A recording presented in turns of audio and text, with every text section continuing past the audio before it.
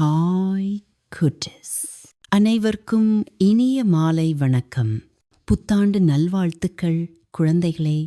வியாபாரியும் பொன் பாம்பும். ஒரு காலத்தில் ஒரு சிறிய கிராமத்தில் நல்ல மனம் கொண்ட ஒரு வியாபாரி வாழ்ந்து வந்தார். அவர் தினமும் அருகிலுள்ள ஊர்களுக்கு பொருட்களை விற்க காடு வழியாக செல்வார்.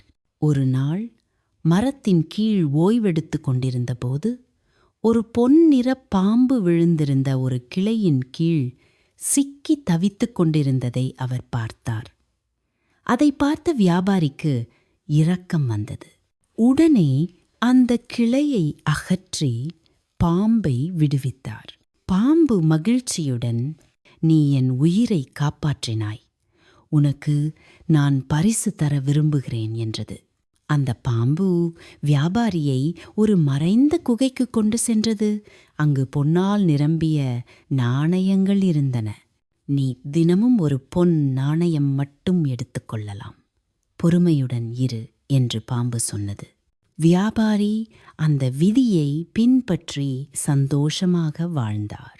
ஒரு நாள் அவரது பேராசைக்கார நண்பன், "ஏன் தினமும் ஒரு நாணயம் மட்டும்? பாம்பை பிடித்து எல்லா பொன்னையும் எடுத்துக்கொள்" என்றான்.